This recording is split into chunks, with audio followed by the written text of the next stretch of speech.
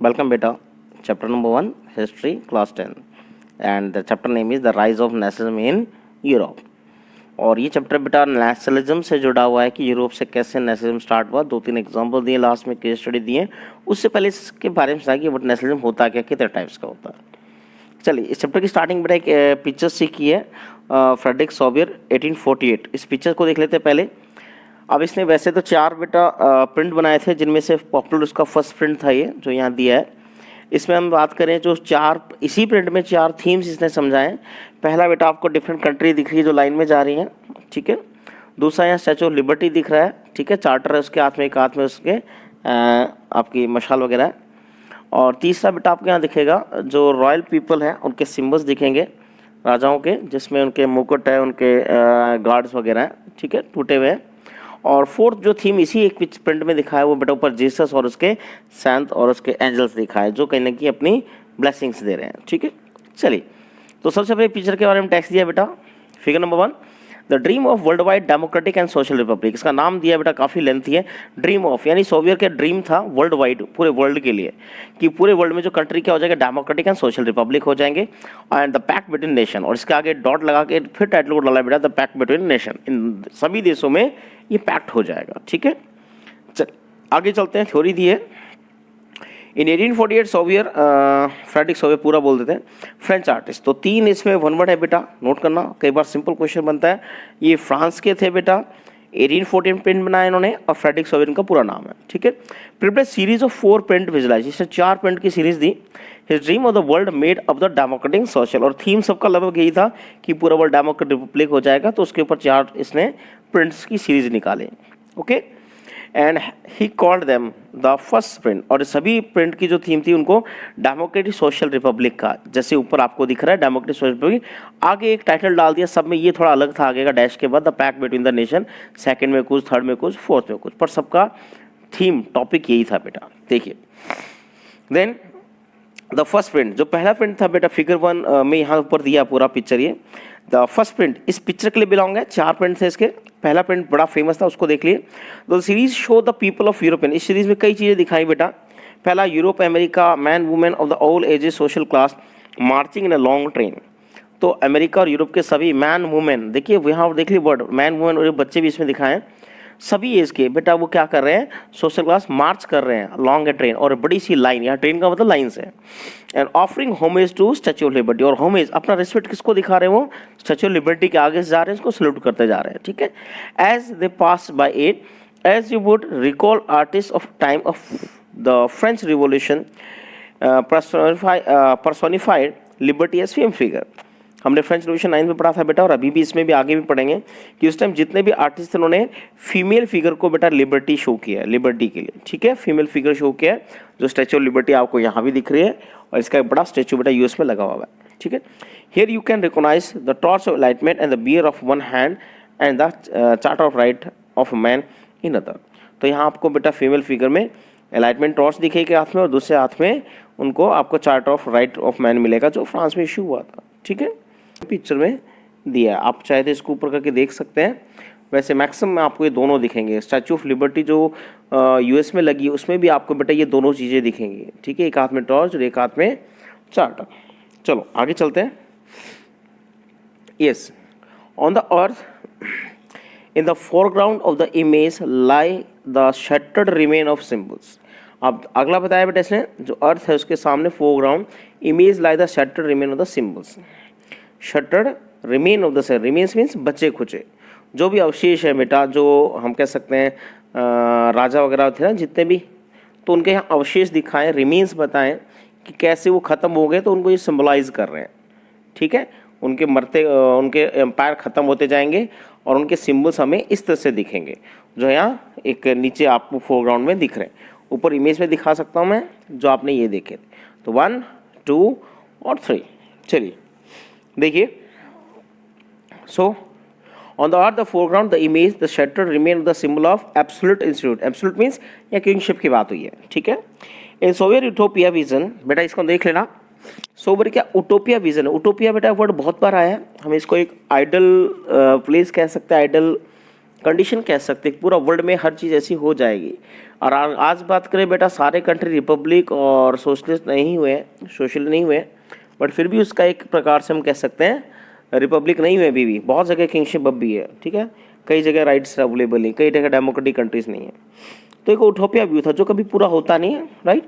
The people of the world are grouped as a distinct nation identified through their flag and nation custom leading the possession was pass the statue of liberty united state as vision. अब वो उसकी describe करा जिसने एक Utopia vision लिया, अपना सोच करी उसने कि हाँ पूरे वर्ल्ड में ऐसा होगा। तो उसमें उसने सारे वर्ल्ड के कंट्रीज़ को यहाँ दिखाया जो अपना प्रोसेशन शो कर रहे हैं, अपना मार्च पास्ट सा दिखा रहे हैं, स्टैच्यू ऑफ लिबर्टी के आगे से जा रहे हैं, राइट। सबसे पहले देखिए इसमें क्वेश्चन आता है सीरीज़ का, तो हम सबसे पहले बात करते हैं यूनाइटेड स्टेट और स्विट्जरलैंड दिखाएं, ठीक है। स्विट्जरलैंड का मैंने यहाँ लिखा भी, देखिए 26 कैंटन से बना है बेटा। कैंटन छोटे टाउन्स होते हैं, छोटे किंगडम होते हैं, उनको मिला कर स्विट्जरलैंड बना है, ठीक है। विच by this time were already national state. ये कई बार पूछा गया बेटा, क्योंकि जो फ्रेडरिक सोवियर ने जो पिक्चर बनाई है 1848, तो उस टाइम तक बेटा ये 2 स्टेट्स नेशनल स्टेट बन चुके थे, बड़े स्टेट बन चुके थे, ठीक है। आगे चलते हैं बेटा, फ्रांस। उससे पहले बॉक्स में बेटा कुछ टर्म्स दिए हैं। एब्सोल्यूट की बात कर रहे हैं, literary government stamp by the rule by the no restriction on the power excise in history the term refer to a form of monarchy. History में जो एब्सोल्यूट वर्ड यूज है किसके लिए यूज है? मोनार्की के लिए। मोनार्क जहाँ rule करते हैं, government that was centralise and militarise and repressive. तो वहाँ गवर्नमेंट सेंट्रलाइज होती है, एक आदमी के पास होती है, मिलिटराइज होती है, मिलिट्री के बेस पे चलती है, और रिप्रेसिव कठोर होती है, ठीक है। Utopia a vision of society that is so ideal that is unlikely to actually exist. सच में ऐसी सोसाइटी हो ही नहीं सकती, कल्पना करते हैं हम, ठीक है। चलिए आगे चलते हैं। तो हमारे इसमें बात करते हैं यूएस और स्विट्जरलैंड के बाद अदर कंट्रीज की बात करें तो यहाँ बेटा फ्रांस का नाम आया सबसे पहले, ठीक है। तो आपको इनके बाद फ्रांस दिखेंगे। Identify by the revolutionary try colour, तो उसको ट्राई कलर फ्लैग से हम देख सकते हैं बेटा। It has just reach the statue, और उस स्टैच्यू के सामने पहुंचा है। इसके पीछे भी एक पर्पस है बेटा। 1848 के बाद जो पॉलिटिकल कंडीशन थी, उस फ्रांस भी एक नेशनल स्टेट बनने की राह में था, हम कह सकते हैं। तो इसको सबसे 3rd नंबर पे दिखा है स्टैच्यू ऑफ लिबर्टी के आगे, ठीक है। She is followed by the people of Germany. इसके बाद जर्मनी है, bearing the black red and gold flag, इसका फ्लैग है। Interestingly, at the time when the Soviet created this image, German people did not yet exist an united nation. इस time तक ये बड़ा nation नहीं बना था बेटा, तो इसलिए इसको फ्लैग से पीछे रखा है कि इन फ्यूचर ये भी बन जाएगा, okay.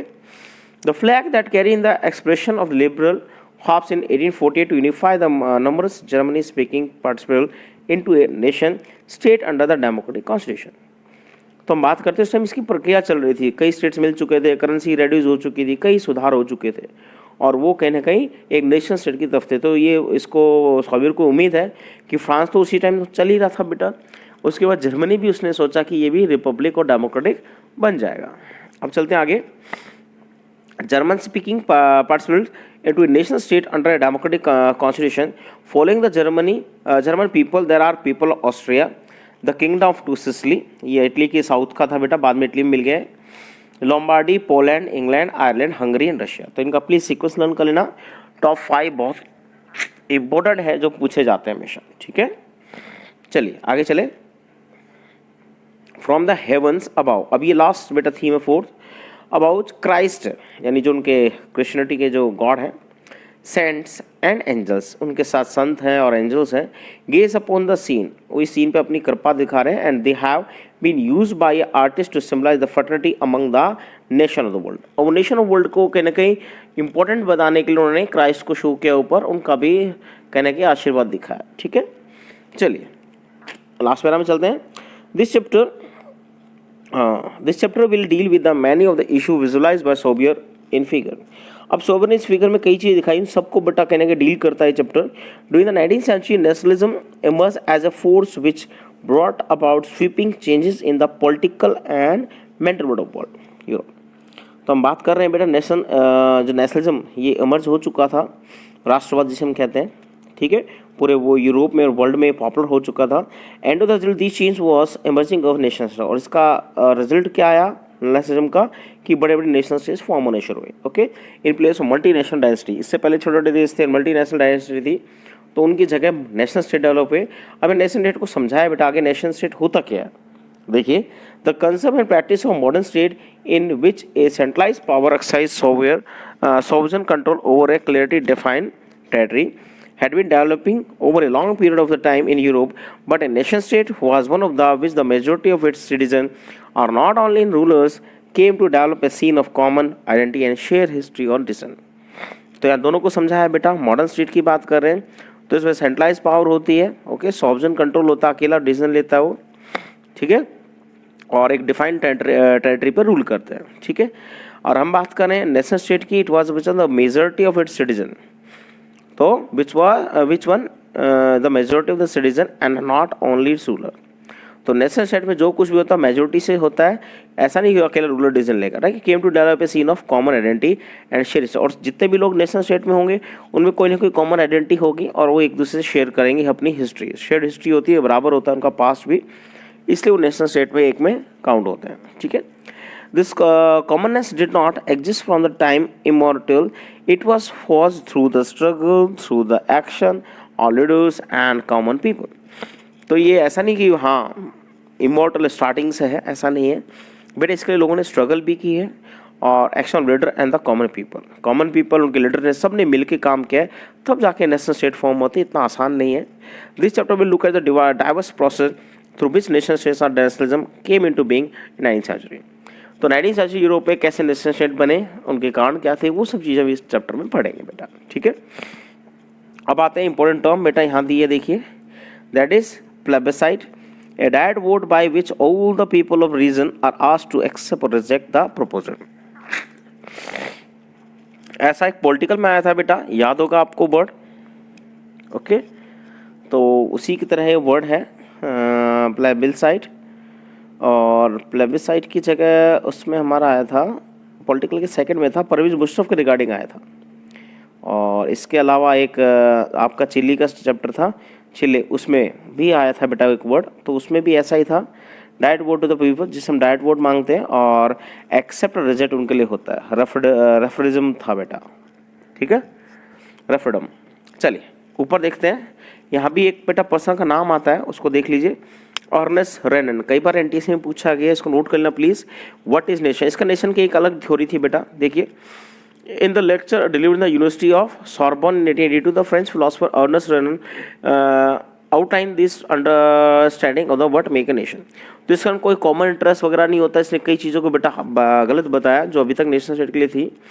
He undertaking the which the make the nation, the lecture was similarly published by a famous essay क्वेस्ट सी क्वान नेशन, यानी व्हाट इज नेशन, ऐसे इसका ऐसे पब्लिश हुआ बेटा न्यूज़पेपर में। In the essay Renan criticize the notion such that the nation form a common language race region. तो इसको बेटा क्रिटिसाइज किया कि कॉमन लैंग्वेज रेस रीजन, और इनसे नहीं होता है। A nation is a culmination of a long past of endeavour, sacrifice and devotion. तो इसका मानना था कि हिस्ट्री से इसके जुड़े होते हैं, जुड़े कहीं ना कहीं हिस्टोरिकल कहते हैं, बड़ी स्किल पे लॉन्ग पास बेटा उनका जुड़ा होता है, सैक्रिफाइस, डिवोशन और एंडेवर का, okay. A historic pass great man glory that is social capital upon which one basis of nation idea. तो नेशन आइडिया कहीं ना कहीं बेटा हीरोइक पास से जुड़ा होता है, ग्रेट मैन से जुड़ा होता है, और उसकी ग्लोरी वगैरह से लोग जुड़ जाते हैं, ठीक है। To make common glories in the past, to have a common will in the present, to have perform great deeds together, to wish to perform still more, and these are essential condition of the being a people. इससे कल ना बेटा इसी में term आई थी आपकी, ए nation is therefore a large scale सॉलिडरी, it exist in a daily plebiscite. Plebiscite हमने पढ़ा था बेटा, ठीक है। लोग उसको एक्सेप्ट करते हैं, नहीं करते हैं, लोग उसको एक्सेप्ट करते हैं उस नेशन को, ठीक है। A province in the inhabitant in the any one have the right to be consult in the inhabitant, जो उसमें रहना चाहता है सबसे कंसल्ट किया जाता है। तो ये इसके थोड़े व्यू अलग से देख लेना प्लीज, ठीक है। नेक्स्ट बेटा हम पढ़ेंगे French revolution and the idea of nation part 2, okay. Thank you.